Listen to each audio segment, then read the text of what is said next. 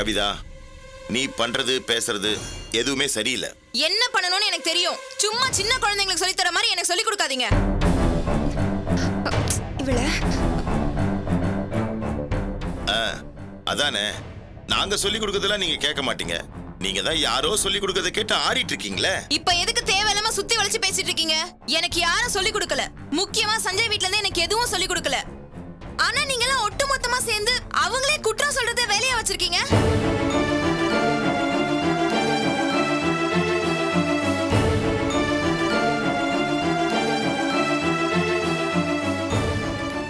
உங்க வீட்ல பால் பொங்கலனாலும் அவங்க தான் காரணம். செருப்பு தொலைஞ்சு போனா கூட சஞ்சய் அப்பா தான் காரணம்னு சொல்லுங்க. இப்ப நீ என்ன பண்ணணும்ங்கற முதல்ல அத சொல்லு. இவங்க சொன்னாங்க சஞ்சய் அப்பாவால தான் நீங்க ஜெயிலுக்கு போனீங்கன்னு. இதுக்கு எனக்கு இன்னைக்கு ஒரு முடிவு தெரிஞ்சாகணும். அதுக்காக அவனை வீட்டுக்கு வர வைப்பியா? ஆமாப்பா, உண்மை தெரிய வேண்டாம். இவங்க லட்சணம் என்னன்னு உங்களுக்கு புரிய வேண்டாம். எப்ப பார்த்தாலும் அவரே குத்தம் சொல்லிட்டு இருக்காங்கல்ல. அப்ப அவங்க ரெண்டு பேரையும் நேர்ல நிக்க வச்சு கேட்டாதான் யார் மேல தப்பு இருக்குன்னு தெரியும்.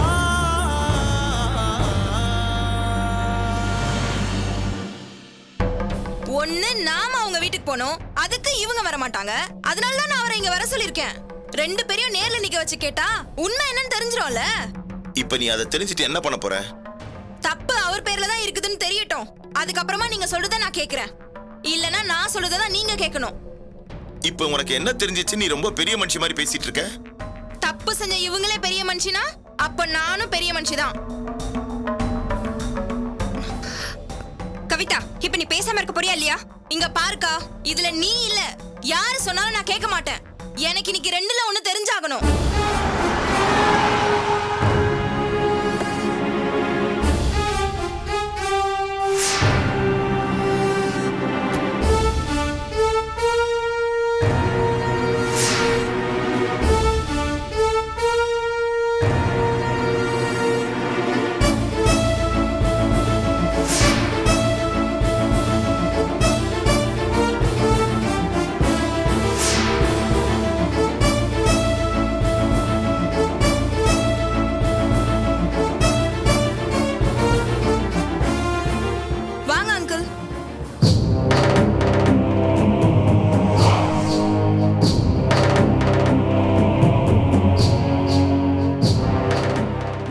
சம்பந்தி, கேள்விப்பட்டேன் ஏதோ தப்பு நடந்துருச்சாமே. அதுக்காக நான் ரொம்ப வருத்தப்படுறேன். ஆனா அதுக்கு நான் தான் காரணம்னு நிக்கிறாங்களே எங்க அண்ணி சொன்னாங்களா? அது என்னன்னு தெரிஞ்சு இன்னைக்கு முடிச்சுட்டு போலான்னு தான் வந்திருக்கேன்.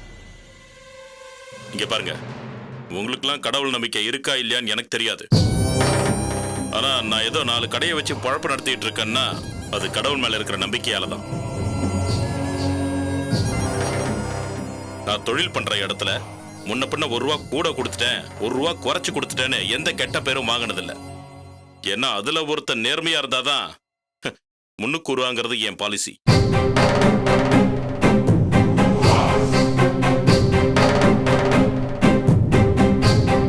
ஆனா இப்ப சொல்றேங்க, இந்த கடவுள் மேல சத்தியமா நீங்க ஜெயிலுக்கு போனதுக்கு நான் காரணம் இல்லை.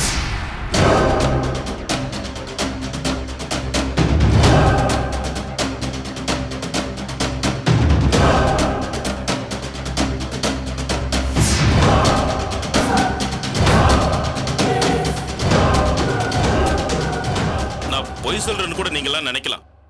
ஆனா நாங்கெல்லாம் கடவுளுக்கு பயந்தவங்க. அப்படி இருக்கிறப்போ கடவுள் மேல பொய் சத்தியம் பண்ணா நாளைக்கு நல்லா இருக்க முடியாது, 4 கடையும் வச்சிருக்க முடியாது. நான் கடவுள் மேல சத்தியம் பண்றேன்னா தப்பு என் மேல இல்ல.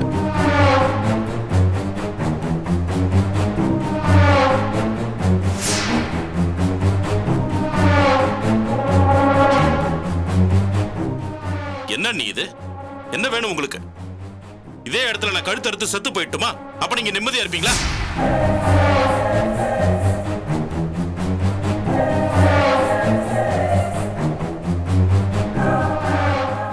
எதுக்கு இப்படி வஞ்சம் வச்சு என்னையே அடிக்கிறீங்க? அப்படி நான் என்ன உங்களுக்கு பாவம் பண்ணிட்டேன்? அட, அப்படியே நான் உங்களுக்கு பாவம் பண்ணதாவே வச்சுக்கோங்க. அதுக்கு என்ன நீங்க என்ன வேணா பண்ணிட்டு போங்க.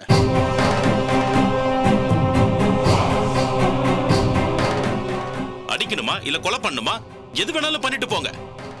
எதுக்கு தேவையில்லாம இந்த பிள்ளைங்களோட வாழ்க்கையில விளையாடிட்டு இருக்கீங்க? வாழ்க்கையை கெடுத்து நாசமாக்கி அவனுக்கு கல்யாணம் பண்ண விடாம பண்ணி எதுக்கு இந்த அளவுக்கு போறீங்க நீங்க?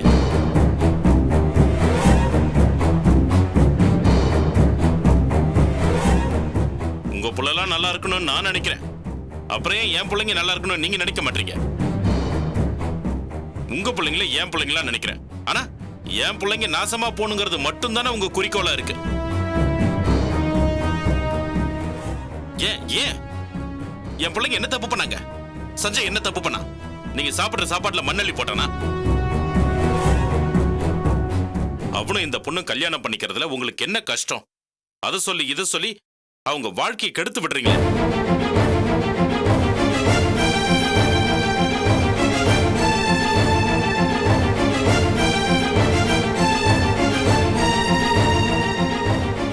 இப்ப பத்தாததுக்கு நான் தான் இவரை ஜெயிலுக்கு அனுப்புனங்கிற அளவுக்கு கொண்டு வந்துட்டீங்களே.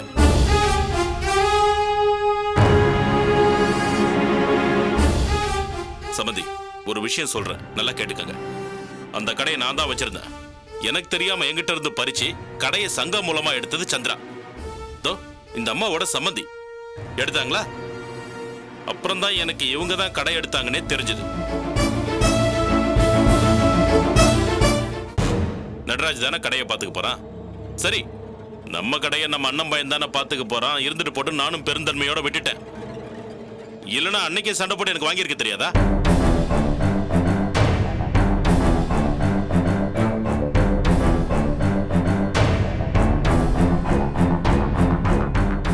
நல்லா யோசிச்சு பாருங்க.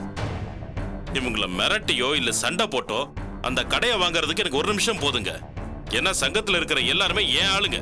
ஆனா நான் அப்படி பண்ணலையே.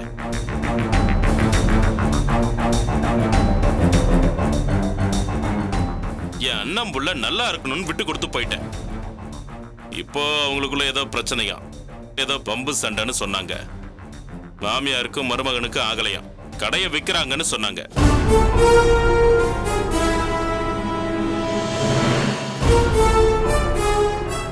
பாத்துங்க, நான் ரொம்ப ஜெனூன். இப்போ அவங்கள மறைச்சு ஒளிச்சு வேற யார் மூலமாவும் கடை எடுக்க நான் ட்ரை பண்ணல. நேரடியா நானே சந்திரமாவுக்கு ஆரம்பிச்சு அந்த கடை எனக்கு வேணும், அது ஏன் கடை, எனக்கே கொடுத்துருங்கன்னு கேட்டேன்.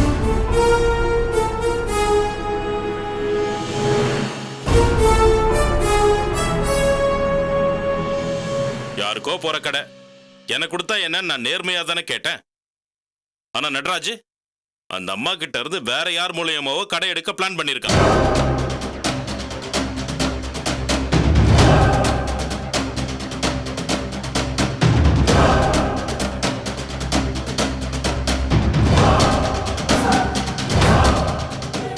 ஏங்க, நீங்களே இப்போ அந்நியார்கிட்ட கேளுங்க, அந்த கடையை நடராஜ் வேற யார் மூலமோ எடுக்க ட்ரை பண்ணானா இல்லையான்னு.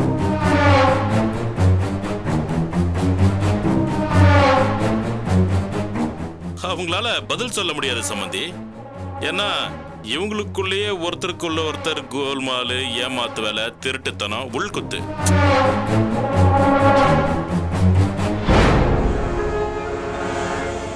நான் நேர்மையா இருந்தேங்க. இப்போ கூட கடையை நான் நேரடியா தான் கேட்டேன். உங்களை ஏங்க நான் மாட்டி விடணும்? அதுல எனக்கு என்ன லாபம் இருக்கு சொல்லுங்க.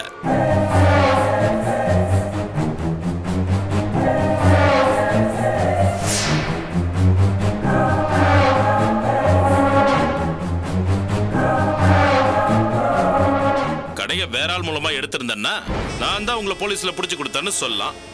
நான் தான் அப்படி பண்ணலையே. எனக்கு தான் சந்திராமா கடையை தரேன்னு சொல்லிட்டாங்களே. அப்படி இருக்கும்போது அந்த அம்மாவை மிரட்டி நடராஜ் கடையை வாங்க பார்த்திருக்கான். அது அவங்களுக்குள்ள இருக்கிற பிரச்சனை.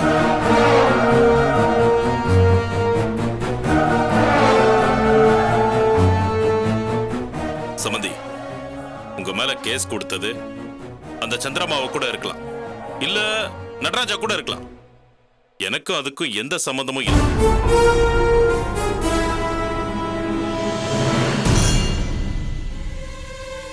அண்ணி, இப்ப உங்களுக்கு என்ன பிரச்சனை அத முதல்ல சொல்லுங்க. நான் எந்த தப்பும் பண்ணல அண்ணி. அப்படியே ஒருவேளை நான் தெரியாம தப்பு பண்ணிருந்தா கூட என்ன மன்னிச்சிருக்க. என்ன உங்க காலில் விழ வைக்கணும், அதான உங்க லட்சியம். என் அம்மா மாதிரிதான் நீங்களும். உங்க காலில் விழுது எனக்கு ஒன்றும் அவமானம் இல்லை. என்ன மன்னிச்சிருக்க, நீ மன்னிச்சிருக்க. மாமா எந்திரிங்க மாமா. நீங்க எதுக்கு இந்த அசிங்கத்து கால விடுறீங்க? பயமுடு. சும்மா நிறுத்துங்கப்பா. இவ்வளவு நேரம் ஒரு கேள்வி கேட்டார்ல, அவர் கேட்ட ஒரு கேள்விக்காவது உங்க யாராலையாவது பதில் சொல்ல முடிஞ்சுச்சா?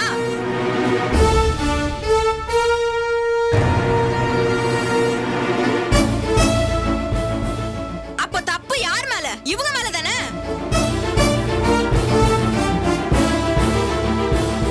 இப்ப சொல்றேன், எல்லாரும் நல்லா கேட்டுக்கோங்க. இன்னும் ஒரு நிமிஷம் கூட இந்த பொம்பளை இந்த வீட்ல இருக்க கூடாது. ஏய், இப்ப நீ வாயை மூட போறியா இல்லையா? முடியாதுப்பா. மரியாதையா இவங்களை வெளியே போக சொல்லுங்க.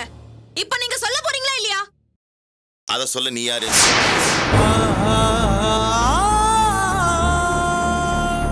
அப்பா. ஓ, அப்போ என்ன விட அவங்க தான் உங்களுக்கு முக்கியம்ல? இங்க பாரு, அதெல்லாம் அப்புறம் பேசிக்கலாம். முதல்ல அவரை வெளியே போக சொல்லு. நல்ல கதையா இருக்குதே. என்னப்பா இது? என்ன ஒரு நியாயம் இது? தப்பு பண்ணவங்க ஜம்மமா உள்ள நின்னுட்டு நாட்டாம பண்ணுவாங்களா? தப்பே பண்ணாத இவர வெளியே போக சொல்வீங்களா? சூப்பர்ப்பா, சூப்பர். ரொம்ப நல்லா இருக்குது. அப்பா, முடிவா கேக்குறேன், இவங்களை வெளியே போக சொல்ல முடியுமா முடியாதா? அதெல்லாம் சொல்ல முடியாது. முதல்ல அவரை வெளியே போக சொல்லு.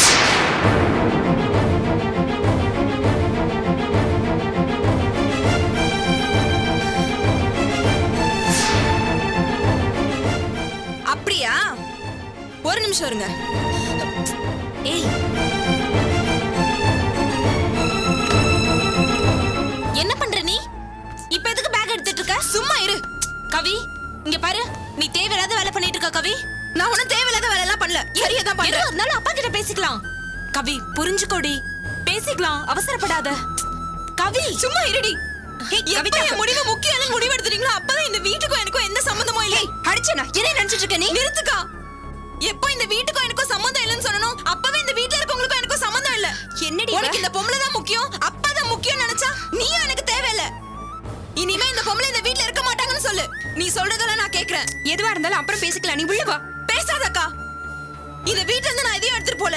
போட்டுட்டு இருக்க ட்ரெஸ்ஸும் இதுவும் நான் சம்பாதிச்சு வாங்குனது. இனிமே இந்த வீட்டுக்கும் எனக்கும் எந்த சம்பந்தமும் இல்ல. நான் போறேன். ஏய், கவி, சும்மாரு. கவிதா, வேண்டாம். கேளு கவிதா. தப்பு ஏன் மேலதாம்மா? நான் உன் கால்ல வெட்டறத போவதமா. அப்புறம் நான் மனுஷியாவே இருக்க மாட்டேன். அங்கிள், வாங்க அங்கிள் போலாம். கவிதா, நில்ல சொல்றேன். போகாத கவி. விடு சொல்றேன். கவி, அங்கிள். ஏய் கவிதா, சொன்னா கேளு. கவிதா, அங்கிள் நீங்களாவது சொல்லுங்க அங்கிள். அப்பா, கவி. ஏய், அப்பா, அப்பா. அப்பா, கவி போறப்பா. அப்பா பாருங்க, அவ போறா. போக வேண்டாம் சொல்லுங்க பாவ கேப்பா. அப்பா, நீங்க ஏப்பா பேசாம நிக்கிறீங்க? அப்பா, அப்பா. என்னப்பா உங்களுக்கு? அப்பா சொல்லுங்கப்பா. போவேணா சொல்லுங்க. பேசுங்கப்பா. அப்பா வேணாம் சொல்லுங்கப்பா. அப்பா நீங்க வந்துப்பா அவள. அப்பா நீங்க கூப்பிடுங்கப்பா. அப்பா. அப்பா. ஏப்பா ஏதாவது பேசுங்கப்பா.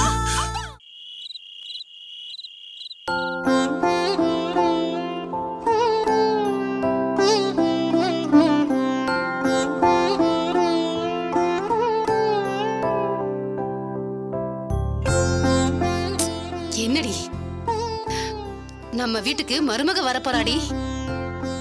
ஐயோ அதாண்டி, கவிதா அவ வீட்ல சண்டை போட்டாளாம். உங்க அப்பாவுக்கு போன் பண்ணி கூப்பிட்டுருக்கா. இவர் போனதும் இனிமே நான் அந்த வீட்ல இருக்க மாட்டேன், உங்க கூடவே வந்துடுறேன், உங்க வீட்டு மருமகளா இருக்கிறதா எனக்கு சந்தோஷம்னு சொல்லிட்டாளாம். ஆமாண்டி, அப்பா கூட்டிட்டு வந்துட்டு இருக்காராம். இப்பதான் போன் பண்ணி ஆரத்தை ரெடி பண்ணி வைன்னு சொன்னாரு. அதான் சும்மா போடி, இவ ஒருத்தி புரியாம பேசிட்டு.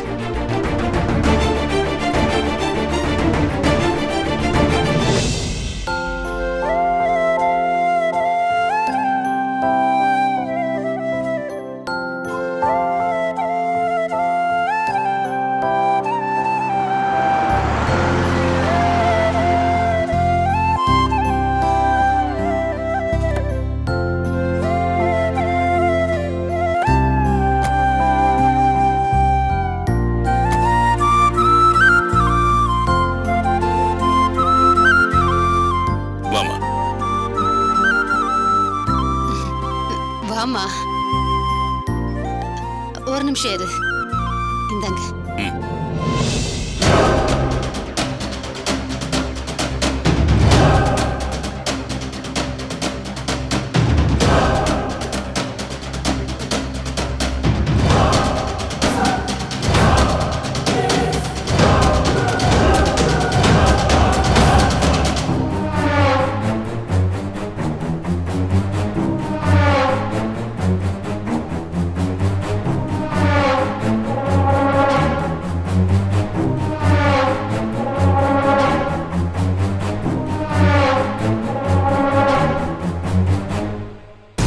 சந்தோஷமா இருக்குமா. இந்த பாருமா, எங்க குலதெய்வத்து மேல சத்தியமா சொல்றேன், இந்த நிறைஞ்ச வீட்டு முன்னால நின்னு சொல்றேன், காலம் முழுக்க இந்த வீட்டுல உன்னை நல்லபடியா வச்சு பாத்துக்கோ.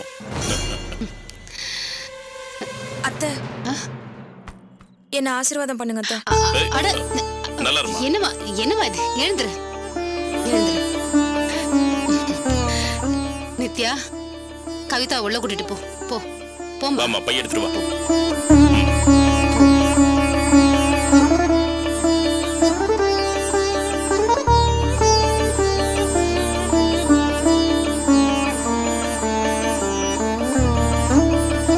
உட்காருமா.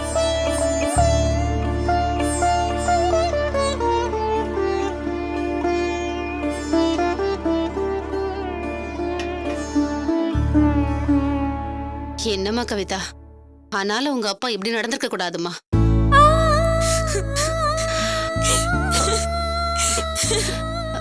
ஏய், என்ன பண்ணிட்டு இருக்க? பொண்ணு எவ்வளவு வருத்தத்தோட வந்திருக்கு, அதை போய் ஞாபகப்படுத்திட்டு இருக்க. அவங்க அப்பா தான் மூளை இல்லாம தப்பு பண்றாருன்னா அதையும் திரும்ப திரும்ப தூண்டி விட்டுட்டு இருக்க. ஐயோ, மன்னிச்சுக்கங்க. அம்மாடி கவிதா, கவிதா, அம்மாடி, அம்மாடி என்ன மன்னிச்சுக்கமா. இனிமே உங்ககிட்ட நான் எதுவுமே கேட்க மாட்டேன். இது பாரு, இது ஓம் வீடு, நீதான் இங்க எல்லாமே. நீ சொல்ற வார்த்தையை மீறி நாங்க யாரும் எதுவும் செய்ய மாட்டோம். சரியா? என் வாழ்க்கையில இப்படி ஒரு மோசமான ஆளை பார்த்ததே இல்ல வசந்தா. என் மருமக தான் அப்பா வேணா, கூட பிறந்த அக்கா தங்கச்சிங்க வேணான்னு சொல்லி நம்மள நம்பி வந்திருக்கு.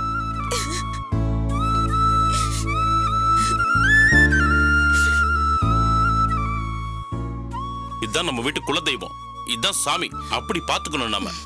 சத்தியமா சொல்றேங்க, இத நான் பேச்சுக்காக சொல்லல. இவ நமக்கு மருமக இல்ல, மக. நமக்கு 2 பொண்ணுங்க. நித்யா மாதிரி இவளும் எனக்கு பொண்ணுதான். என் பொண்ணுங்களை எப்படி பாத்துக்கணும்னு எனக்கு தெரியுங்க. இங்க பாருமா கவிதா, நீ எதுக்கும் கவலைப்படக்கூடாது. இந்த வீட்டுல எல்லா உரிமையும் உனக்கு இருக்கு. இந்த வீடே ஒண்ணுதான், உனக்கு அடுத்ததான் நாங்க எல்லாருமே. அம்மா மடி, அதான் மன்னிச்சுக்கன்னு சொல்லிட்டேன்ல. திரும்ப திரும்ப ஏம்மா அழுதுட்டு இருக்க? இனிமே உன் அப்பாவை பத்தி நாங்க எதுவுமே பேச மாட்டோம். அழாதம்மா, அழாத. இல்ல, நான் அதை நினைச்சு அழல அத்தை. நீங்கெல்லாம் இவ்ளோ பாசமா இருக்கீங்க. ஆனா இந்த பாசத்தெல்லாம் புரிஞ்சுக்காம எங்க அப்பா மாதிரி மனுஷனை நம்பி இருந்துட்டனே. கவிதா, இத பாருமா, இன்னொரு தடவை அந்த மாதிரிலாம் பேசாத. உனக்கு அப்பாவா நான் இருக்கேன், அம்மாவா அதோ வசந்தா இருக்கா. வேற என்ன வேணும்? நீ எதுவும் மனசை போட்டு குழப்பிக் கூடாது. நித்யா, உள்ள கூட்டிட்டு போ. போம்மா, போய் ரெஸ்ட் எடு.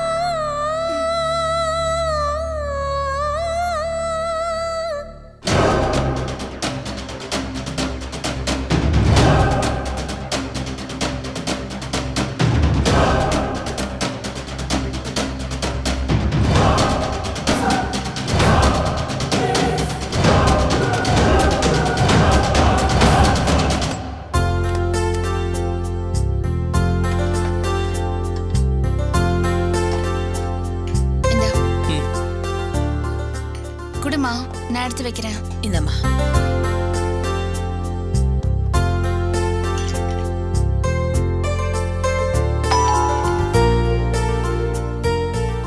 இருப்பா, நான் பாக்குறேன். யாரா இருக்கும் இந்த நேரத்துல?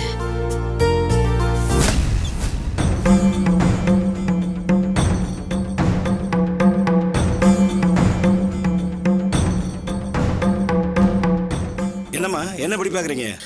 ஒண்ணு இல்ல, என்ன இந்த நேரத்துல வந்திருக்கீங்க? உங்களுக்கு ஒரு சந்தோஷமான விஷயத்தை சொல்லிட்டு போறோம்னு தான் நேரங்காரம் கூட பார்க்காம வந்திருக்கோம். சரி, உள்ள வாங்க. வா.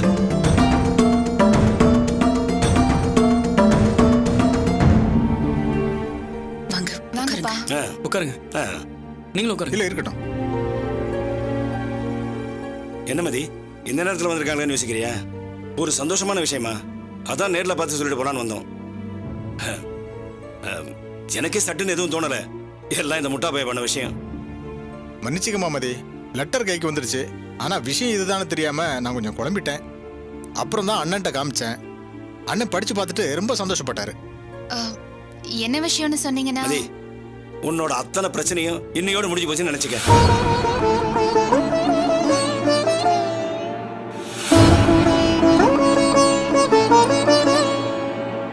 என்னம்மா என்ன அப்படி பாக்குற? சோமு கிட்ட இருந்து உனக்கு டைவர்ஸ் வந்துருச்சு.